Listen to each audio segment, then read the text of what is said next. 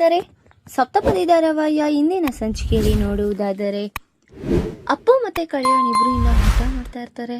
ಅಪ್ಪು ಮಾಡಿರೋ ಅಡುಗೆನ ಇನ್ನೇನು ಅವನು ಒಂದು ತುತ್ತು ಬಾಯಿಗೆ ಇಟ್ಕೊಂಡಿದ ತಕ್ಷಣ ಅಯ್ಯೋ ರಾಮ ಅಂತ ಅನ್ಕೊಳ್ತಾ ಇನ್ನ ಮತ್ತೆ ಅಪ್ಪು ಮನಸ್ಸಿಗೆ ಯಾಕೆ ಬೇಜಾರು ಮಾಡೋದು ಅಂತ ಹಾಗೆ ತಿಂತಾ ಇರ್ತಾನೆ.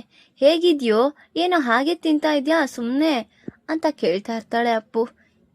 ಚೆನ್ನಾಗಿದೆ ಅದಕ್ಕೆ ತಿಂತಾ ಇದ್ದೀನಿ. ಹೌದಾ ಅಂತ ಅವಳು ಒಂದು ತುತ್ತನ ಎತ್ಕೊಂಡು ಬಾಯಿಗೆ ಇಟ್ಕೋತಾಳೆ. ಅಯ್ಯೋ ಏನಿದು ಹೀಗಿದೆ, ಅದು ಹೇಗೆ ತಿಂತಿದ್ಯಾ ಕವಿ? ಚೆನ್ನಾಗಿಲ್ಲ ಅಂದರೆ ಚೆನ್ನಾಗಿಲ್ಲ ಅಂತ ಹೇಳಬೇಕು ತಾನೆ, ಯಾಕೆ ನೀನು ಈ ರೀತಿ ತಿಂತಾ ಇದೆಯಾ? ಅದ್ಯಾಕೆ ಅಪ್ಪು ಹಂಗೆ ಹೇಳ್ತೀಯಾ? ನೀನು ನನಗೋಸ್ಕರ ಪ್ರೀತಿಯಿಂದ ಮಾಡಿದ್ದೆ, ಅದು ಈಗ ಆಗೋಗಿದೆ, ಪರವಾಗಿಲ್ಲ ಬಿಟ್ಟಾಕು ಅಂತ ಹೇಳ್ತಿದ್ದಂಗೆ ನಾನು ನಮ್ಮಮ್ಮ ಅಡುಗೆ ಮಾಡಿ ತಗೊಬಂದು ಕೊಡ್ತಾಯಿದ್ರೆ ತಿಂತಾ ಇದ್ದೆ. ಒಂದು ದಿವಸನೂ ನಮ್ಮಮ್ಮ ಹೇಗೆ ಅಡುಗೆ ಮಾಡ್ತಾರೆ, ಏನಾಗ್ತಾರೆ ಏನು ಅಂತ ನಾನು ನೋಡ್ಕೊಂಡಿಲ್ಲ. ಸಾರಿ ಕಣೋ, ಇನ್ಮೇಲಾದರೂ ಕರೆಕ್ಟಾಗಿ ಅಡುಗೆ ಮಾಡ್ತೀನಿ, ನಿನಗೇನು ತೊಂದರೆ ಆಗದೆ ಇರಂಗೆ ಅಂತ ಹೇಳ್ತಾ ಇರ್ತಾಳೆ. ಸರಿ ಆಯಿತು ಅಂತ ಹೇಳ್ತಿದ್ದಂಗೆ ಇನ್ನೇನೀಗ 6,000 ಕೈ ಸಿಕ್ಕಿದೆಯಲ್ಲ, ಈಗ ಅದರಲ್ಲಿ 3,000 ರೂಪಾಯಿಗೆ ರೂಪಾಯಿ ಎತ್ತಿಟ್ಬಿಟ್ಟು 3,000 ರೂಪಾಯಿ ಎತ್ತಿಟ್ಬಿಟ್ಟು ಇನ್ನು 3,000 ರೂಪಾಯಿಗೆ ಮನೆಗೆ ಬೇಕಾಗಿರೋ ರೇಷನ್ ಐಟಮ್ಗಳೆಲ್ಲ ತಗೊಬಂದ್ಬಿಡು ಕವಿ ಅಂತ ಹೇಳ್ತಾ ಇರ್ತಾಳೆ ಅಪ್ಪು. ಹೌದಾ ಸರಿ ಆಯಿತು, ಬೆಳಗ್ಗೆ ಲಿಸ್ಟ್ ಬರ್ಕೊಡು, ನಾನೆಲ್ಲ ತೊಗೊಂಡು ಬರ್ತೀನಿ ಅಂತ ಹೇಳಿರ್ತಾನೆ. ಕವಿನೂ ಸಹ ಸರಿ ಅಂತ ಅವಳು ಒಪ್ಕೊಂಡಿರ್ತಾಳೆ. ಇನ್ನು ಇಬ್ರು ಮನಸ್ಫೂರ್ತಿಯಾಗಿ ಊಟ ಮಾಡ್ಕೊಳ್ತಾ ಹಾಗೆ ಮಾತಾಡ್ಕೊಂಡಿರ್ತಾರೆ. ಇನ್ನು ಈ ಕಡೆ ನೋಡಿದ್ರೆ ಕನಕ ತುಂಬ ಬೇಜಾರಾಗಿ, ಏನ್ರಿ ನಿಮ್ಮ ಪಾಡಿಗೆ ನೀವು ಕೆಲಸ ಮಾಡ್ಕೊಂಡು ಕೂತಿದ್ದೀರಾ, ಅಲ್ಲಿ ಮಗಳು ಅಳಿಯ ಏನು ಕೆಲಸ ಮಾಡ್ತಿದ್ದಾರೋ ಏನೋ, ಎಲ್ಲಿದ್ದಾರೋ, ಎಷ್ಟು ಟೆನ್ಷನ್ ಆಗ್ತಿದೆ ನನಗೆ, ನೀವೇನ್ರಿ ಇಷ್ಟು ಪ್ರಶಾಂತವಾಗಿದ್ದೀರಾ ಅಂತ ಹೇಳ್ತಾ ಇರ್ತಾಳೆ ಕನಕ. ಆಗ ನಿನಗೆಷ್ಟು ಕಾಳಜಿ ಇದೆಯೋ ನನಗೂ ಅಷ್ಟೇ ಕಾಳಜಿ ಇದೆ, ಆದರೆ ಅವ್ರೇನು ಚಿಕ್ಕ ಮಕ್ಕಳ, ನಾವು ಹೋಗಿ ಬನ್ನಿ ಹಾಗೆ ಹೀಗೆ ಅಂತ ಕರ್ಕೊಂಡು ಬರೋದಕ್ಕೆ? ಅವ್ರು ನಮ್ಮ ಮೇಲೆ ಈ ರೀತಿ ಮಾತಾಡ್ಬಿಟ್ಟು ಹೋದ್ಮೇಲೆ ಅವರೆಲ್ಲಾದರೂ ಒಂದು ಕಡೆ ಸೇಫಾಗಿರ್ತಾರೆ ಅಂತ ನನಗನ್ನಿಸ್ತಿದೆ ಅಂತ ಹೇಳ್ತಾ ಇರ್ತಾರೆ. ಏನೋ ನಿಮ್ಮದು, ನೀವೇ ಒಂಥರ ಅವಳೇ ಒಂಥರ, ಏನಪ್ಪ ಮಾಡೋದು ಅಂತ ಕನಕ ತುಂಬ ಯೋಚನೆ ಮಾಡ್ತಾ ಕೂತಿದ್ರೆ ಅಷ್ಟೊತ್ತಿಗೆ ಬಂಟಿ ಬಂದು, ದೊಡ್ಡಮ್ಮ ಫುಲ್ಲು ಹೊಟ್ಟೆ ಹಶ್ವಾಗ್ತಿದೆ, ಊಟ ಬಡಿಸ್ತೀಯಾ ಇಲ್ವಾ? ಊಟ ಬಡಿಸ್ತೀಯಾ? ಹೋ ಎಲ್ಲಿ ನಿನಗೆ ನಿನ್ನ ಮಗಳು ಕಾಣಿಸಿಲ್ಲ ಅಂದರೆ ಅವಳ ಬಗ್ಗೆ ಮಾತ್ರ ಯೋಚನೆ ಮಾಡ್ತೀಯಾ? ನನಗೆ ಹೊಟ್ಟೆಗೆ ಊಟ ಇಲ್ಲ, ಬಡ್ಸು ಬಂದರೂ ಬಡ್ಸೋಕೆ ಬತ್ತಿದ್ಯಾ ನೋಡು, ಹೋಗೋ, ಅಲ್ಲಿ ಬೇಕಂದ್ರೆ ಟೇಬಲ್ ಮೇಲಿದೆ ತಿನ್ನು ಅಂತ ಹೇಳ್ತಾ ಇರ್ತಾರೆ. ಏನು ಮಾಡಿದ್ಯಾ ದೊಡ್ಡಮ್ಮ, ಚಿಕನ ಮಟನ ಅಂತ ಹೇಳ್ತಿದ್ದಂಗೆ, ಬಂದ್ಬಿಟ್ಟ ಇವನು, ಏನೋ ಇವನು ದೊಡ್ಡ ಶ್ರೀಮಂತ, ಬಂದ ತಕ್ಷಣ ಇವನಿಗೆ ಮಟನೋ ಚಿಕನೋ ಹಾಕ್ತಾ ಇರ್ತಾರೆ, ಅಲ್ಲಿದೆ ಏನೋ ಸಾಂಬಾರಿದೆ, ಹೋಗಿ ಹಾಕೊಂಡು ತಿನ್ನು ಅಂತ ಹೇಳ್ತಾ ಇರ್ತಾಳೆ ಕನಕ. ಸರಿ ಅಂತ ಇನ್ನು ಈ ಕಡೆ ನೋಡಿದ್ರೆ ಬಂಟಿ ಹೋಗಿ ಊಟ ಬಡಿಸ್ಕೊಳ್ತಾ, ನನಗೆ ಯಾರಿದ್ದಾರೆ, ನಾನೊಬ್ಬ ಅನಾಥ ಅಲ್ವಾ, ನನಗೆ ಯಾರಿದ್ರೆ ಏನು ಪ್ರಯೋಜನ, ಆದರೆ ನಾನು ಅಪ್ಪು ಅಕ್ಕನ ತುಂಬ ಸ್ವಂತ ಅಕ್ಕ ಅಂತ ಅಂದ್ಕೊಂಡಿದ್ದೆ, ಅದಕ್ಕೆ ನನ್ನ ರೂಮ್ನೇ ನಾನು ಬಿಟ್ಕೊಟ್ಟೆ ಅಂತ ಹೇಳ್ತಿದ್ದಿದ್ದು ನೋಡಿ ಅವರಿಬ್ರಿಗೂ ಸಹ ತುಂಬ ಶಾಕ್ ಆಗಿರುತ್ತೆ. ಆಗ ಏನೋ ಹೇಳ್ತಿದ್ಯಾ? ಹೌದಾ ಯಾವಾಗೋ ಈ ರೀತಿ ಮಾಡಿದೆ? ನಿಮ್ಗೇನು ಗೊತ್ತಾಗುತ್ತೆ ದೊಡ್ಡಮ್ಮ, ಅಪ್ಪು ಅಕ್ಕ ನನ್ನ ಅಕ್ಕ, ಅವಳಿಗೆ ಹೆಲ್ಪ್ ಮಾಡ್ದಿರೆ ಇನ್ಯಾರಿಗೆ ಹೆಲ್ಪ್ ಮಾಡಲಿ ನಾನು, ಅದಕ್ಕೆ ನನ್ನ ರೂಮ್ನೇ ಬಿಟ್ಕೊಟ್ಟಿದ್ದೀನಿ ಅವ್ರಿಗೆ. ಹೌದಾ, ಒಳ್ಳೆ ಕೆಲಸ ಮಾಡಿದೆ ಕಣೋ ಅಂತ ಹೇಳ್ತಾ ಇನ್ನು ಅವರಿಬ್ರು ಮಾತಾಡ್ಕೊಳ್ತಾ ಇರ್ತಾರೆ. ಹಾ ನೋಡು, ಈಗ ಮಗಳು ಸುದ್ದಿ ಕೇಳಿದ ತಕ್ಷಣ ಹೇಗಿಬ್ರು ಹೆಂಡತಿ ಓಡ್ ಬಂದ್ಬಿಟ್ರಿ, ಅದೇ ನನಗೆ ಊಟ ಬಡಿಸ್ಬಾ ಅಂದ್ರೆ ಬಂದ, ಇಲ್ಲ ಅಲ್ವಾ? ಅಯ್ಯೋ ಬಿಡೋ, ನೀನು ಏನೋ ಬೇಜಾರು ಮಾಡ್ಕೋಬೇಡ ಕಣೋ, ನೀನು ಒಳ್ಳೆ ಉಪಯೋಗ ಮಾಡಿದ್ಯಾ, ನನಗೆ ತುಂಬ ಖುಷಿ ಆಗ್ತಿದೆ ಕಣೋ ಬಂಟಿ.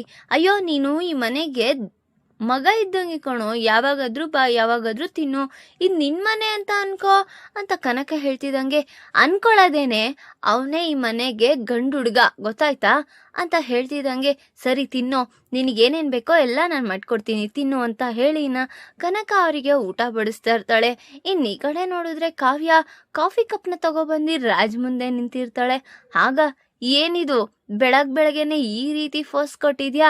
ಆ ಮಕ್ಕಳಮ್ಮ ಆ ಕಡೆ ಕೈ ಈ ಕೈಯಲ್ಲಿ ಎಲ್ಲ ಆಯುಧಗಳು ಇಟ್ಕೊಂಡು ದೇವ್ರ ಪ್ರತ್ಯಕ್ಷ ಆದಂಗೆ ನಿಂತಿದ್ಯಲ್ಲ, ನಿನಗೇನಾಗಿದೆ ಬೆಳಗ್ಗೆನೆ?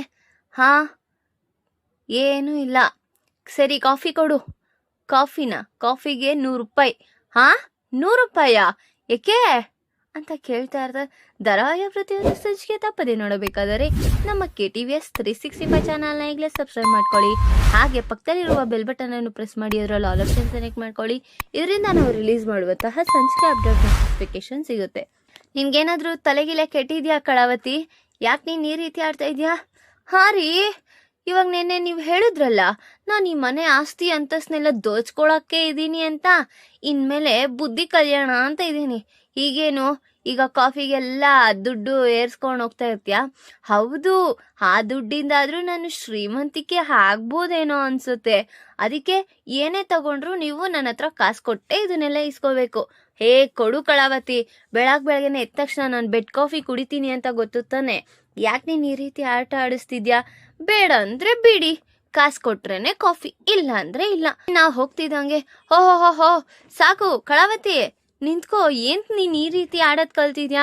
ಇವಾಗ ನಾನು ಕಾಫಿ ಕುಡ್ದಿಲ್ಲ ಅಂದ್ರೆ ಸರಿ ಹೋಗಲ್ವಲ್ಲಪ್ಪ ಅಂತ ಇನ್ನ ಅವ್ನ ಪರ್ಸಲ್ಲಿರೋದನ್ನ ತಗೋ 100 ರೂಪಾಯಿ, ಸರಿ ಕಾಫಿ ಕೊಡು ಅಂತ ಹೇಳಿ ಇನ್ನ ಕಾವ್ಯ ಕೈಗೆ ಕಾಸಿಟ್ಟು ಇನ್ನ ಕಾಫಿ ಕುಡಿತಾ ಇರ್ತಾನೆ. ಅಷ್ಟೊತ್ತಿಗೆ ಹಾ ಏನ್ ಬುದ್ಧಿ ಕಲಿತಿದ್ಯಾ ಕಳಾವತಿ ನೀನು? ಎಲ್ಲರ ಮುಂದೆನೂ ಹೀಗೆ ನೀನು ದುಡ್ಡು ಅನ್ಕೊಂಡಿರ್ತೀಯ.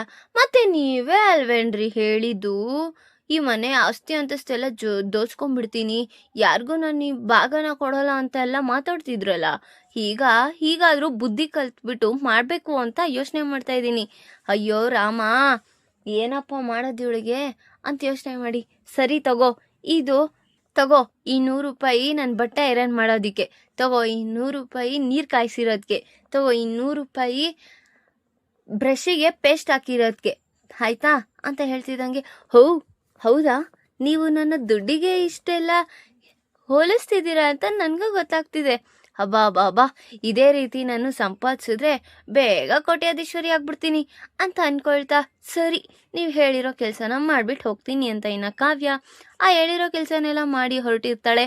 ಈ ಕಡೆ ನೋಡಿದ್ರೆ ಅಪ್ಪು ಈರುಳ್ಳಿ ಹೆಚ್ಚುತ್ತಾ ಕಣ್ಣಲ್ಲಿ ನೀರು ಯಾವ ಹುಚ್ಚ ನನ್ ಮಗ ಕಂಡು ಹಿಡಿದ್ನಪ್ಪ ಈ ಈರುಳ್ಳಿನ, ಇಷ್ಟೊಂದು ಕಣ್ಣಲ್ಲಿ ನೀರು ಬರಿಸ್ತಿದೆ, ಯಾರ ಹತ್ರನೂ ನಾನು ಇಷ್ಟೆಲ್ಲ ಅತ್ತೇ ಇಲ್ಲ, ಈ ಈರುಳ್ಳಿ ಹತ್ರ ಹಿಂಗೆ ಅಳ್ತಾ ಇದ್ದೀನ ಅಂತ ಅಳ್ತಾ ಇರ್ತಾಳೆ. ಅಷ್ಟೊತ್ತಿಗೆ ಏನ ಕವಿ ಬಂದು ಯಾಕಪ್ಪು ಏನಾಯ್ತು ಅಂತ ಕೇಳ್ತಾ ಇರ್ತಾರೆ. ಅದು ಈ ಈರುಳ್ಳಿ ಹೆಚ್ಚಿ ಈ ರೀತಿ ಆಗಿದೆ ಅಂತ ಹೇಳ್ತಾ ಇರ್ತಾರೆ. ಅಯ್ಯೋ ಅಷ್ಟೇನಾ, ಸರಿ ಎಲ್ಲಿ ರೇಷನ್ ಐಟಮ್ಗಳೆಲ್ಲ ಅಂತ ಕೇಳ್ತಿದ್ದಂಗೆ ಅದು ರೇಷನ್ ಐಟಮ್ಮು ತರದ್ ಮರ್ತೋಯ್ತು, ನಿನಗೆ ಬಟ್ಟೆಗಳಿಲ್ವಲ್ಲ ಅಪ್ಪು, ನಿನಗೋಸ್ಕರ 1-2 ಜೊತೆ ಬಟ್ಟೆ ತಂದಿದ್ದೀನಿ ಅಂತ ಹೇಳ್ತಾ ಇರ್ತಾನೆ. ಹಾ ಬಟ್ಟೆನಾ? ಯೋ ದೇವ್ರೆ, ಯಾಕಪ್ಪು ಏನಾಯ್ತು? ಹೇಗೋ ನಿನ್ನ ಹತ್ರ ಏನೋ 3,000 ರೂಪಾಯಿ ಇದೆಯಲ್ಲ, ಅದ್ರಲ್ಲಿ ರೇಷನ್ ತಂದ್ರೆ ಆಯ್ತು ಬಿಡು. ಆ 3,000 ರೂಪಾಯಿನ 1 ನಿಮಿಷ ತಾಳು ಬರ್ತೀನಿ ಅಂತ ಇನ್ನ ಅಪ್ಪನು ಹೋಗಿ ಆ ಕಡೆಯಿಂದ ಬಟ್ಟೆ ಎತ್ಕೊ ಬರ್ತಾ ಇರ್ತಾಳೆ. ಆಗ ಸರಿ ಹೋಯ್ತು, ನನಗೆ ನೀನು ಬಟ್ಟೆಗಳು ತರೋದ್ರಲ್ಲೇ ಆಯ್ತು, ಇನ್ನು ರೇಷನ್ ಐಟಮ್ ಅಲ್ಲಿ ನಮ್ದು ಊಟ ಕತೆ ಮುಗೀತು ಅಂತ ಹೇಳ್ತಿದ್ದಂಗೆ ಈ ಕಡೆ ನೋಡಿದ್ರೆ ಬೆಳಗ್ಗೆ ಆಗಿರುತ್ತೆ. ಅಷ್ಟೊತ್ತಿಗೆ ಎಲ್ಲರೂ ಕಾಫಿ ಕೇಳ್ತಾ ಇರ್ತಾರೆ. ಆಗ ಕಾಫಿಗೆ 100 ರೂಪಾಯಿ ಅಂತ ಹೇಳ್ತಿದ್ದಂಗೆ ಏನಿದು 100 ರೂಪಾಯಿ, ಯಾಕೆ ಈ ರೀತಿ ಹೇಳ್ತಿದ್ಯಾ ಕಾವ್ಯ ಅಂತ ಕೇಳ್ತಾ ಇರ್ತಾರೆ ನಾಗವೇಣಿಯವರೆಲ್ಲ. ಅಷ್ಟೊತ್ತಿಗೆ ರಾಜ್ ಸಹ ಬರ್ತಾ ಇರೋದನ್ನ ನೋಡಿ ಅಯ್ಯೋ ಅತ್ತೆ ಏನೂ ಇಲ್ಲ ನಾನು ಮಾತಾಡ್ತೀನಿ ಸುಮ್ಮನೆ ಇರಿ ಅಂತ ಹೋಗ್ತಾ ಇರ್ತಾನೆ. ಆದರೂ ಅವಳಿಗೆ ಪಟ್ಟು ಬಿಡ್ದಿರಂಗೆ ಇಲ್ಲ ಅಜ್ಜಿ, ಕಾಫಿಗೆ ಟಿಫನ್ಗೆ ಇನ್ಮೇಲೆ GST ಇನ್ಕ್ಲೂಡ್ ಆಗಿ 500 ರೂಪಾಯಿ ಆಗುತ್ತೆ ಟಿಫನ್ಗೆ ಅಂತ ಹೇಳ್ತಾ ಇರೋದೆ. ಅಯ್ಯೋ ಏನು ನೀವು ವರಿ ಮಾಡ್ಕೋಬೇಡಿ, ಅದು ಒಂದು ದಿವಸ ನಾನು ರೆಸ್ಟೋರೆಂಟಿಗೆ ಕರ್ಕೊಂಡು ಹೋಗಿದ್ನಲ್ಲ, ಆ ಮೆನು ಕಾರ್ಡಲ್ಲಿ ನೋಡಿ ಈ ರೀತಿ GST ಅದು ಇದು ಅಂತ ಹೇಳ್ತಾ ಇದ್ದಾರೆ. ಯಾಕೆ ಕಾವ್ಯ ಏನಾಯ್ತು ಅಂತ ಅಪ್ಪಣ್ಣವರು ಸಹ ಕೇಳ್ತಾ ಇದ್ರೆ ಏನೂ ಇಲ್ಲ ಅತ್ತೆ, ಅದು ಬಾ ನಿನ್ನ ಹತ್ರ ಮಾತಾಡ್ಬೇಕು ಅಂತ ಇನ್ನ ಕಾವ್ಯನ ಕರ್ಕೊಂಡು ಪಕ್ಕದಲ್ಲಿ ಮಾತಾಡೋದಿಕ್ ಹೋಗಿರ್ತಾನೆ. ನಿನ್ಗೇನಾದ್ರೂ ಉಚ್ಕಿಚ್ಚು ಹಿಡ್ದಿದ್ಯಾ? ಏನೋ ನಾನು ಅಂದ್ರೆ ಏನೋ ನೀನು ಸರಿ ಅಂತ ಸುಮ್ಮನೆ ಅದೇ, ಈಗೇನೋ ಮನೆ ಮಂದಿಯವ್ರ ಎಲ್ಲರ ಹತ್ರನೂ ನೀನು ಎಲ್ಲದಕ್ಕೂ ಕಾಸು ಕೇಳ್ತಾ ಇದ್ಯಾ? ನೀವೇ ಅಲ್ವೇನ್ರಿ ಹೇಳಿದ್ದು ಈಗ ಬೆಳಿಬೇಕಲ್ಲ ನಾನು ಕಾಸಿಟ್ಕೊಂಡು, ಅದಕ್ಕೆ ಎಲ್ಲರ ಹತ್ರನೂ ಹೀಗೆ ಇರಬೇಕು. ಸಾಕು ನಿಲ್ಸು, ಏನೋ ನಾನು ಹೇಳ್ದೆ ಅಂತ ಅದನ್ನೇ ಸಾಧಿಸ್ತಾ ಇದ್ಯಾ ಅಂತ ಅವರಿಬ್ರು ಮತ್ತೆ ಕೋಳಿ ಜಗಳನ ಸ್ಟಾರ್ಟ್ ಮಾಡಿರ್ತಾರೆ. ಈಗ ರಾಜ್ ಹೇಳ್ತಾ ಇರೋ ಮಾತಿಗೆ ಕಾವ್ಯ ಬೆಲೆ ಕೊಟ್ಟಿ ಮೌನವಾಗಿ ಇರ್ತಾಳ ಅಥವಾ ಇನ್ನ ನಾಗವೇಣಿ ಅನ್ಕೊಂಡಂಗೆ ಇನ್ನ ರಾಹುಲ್ನ ಆಫೀಸಿಗೆ ಕಳ್ಸೋದಿಕ್ಕೆ ಸಿದ್ಧತೆ ಮಾಡಿ ಈಗ ರಾಜ್ನ ತುಳಿಬೇಕು ಅಂತ ಯೋಚನೆ ಮಾಡ್ತಿದ್ದಾರೆ. ಈಗ ಕಲ್ಯಾಣ್ ಯಾವ ಕಾಲಕ್ಕೆ ಬರ್ತಾನೆ ಮತ್ತೆ ರಾಜ್ ಯಾವ ಕಾಲಕ್ಕೆ ಆಫೀಸ್ ಕಾಲಿಡ್ತಾನೆ ನನ್ನ ಮುಂದಿನ ಬಗ್ಗೆ ತಿಳಿಸ್ಕೊಡ್ತೀನಿ. ಈ ವಿಡಿಯೋ ಲೈಕ್ ಮಾಡಿ, ನಿಮ್ಮ ಫ್ರೆಂಡ್ಸ್ ಹಾಗೆ ನಿಮ್ಮ ರಿಲೇಟಿವ್ಸ್ಗೂ ಶೇರ್ ಮಾಡಿ ಅಂಡ್ ಕಮೆಂಟ್ ಮಾಡಿ. Thanks for watching.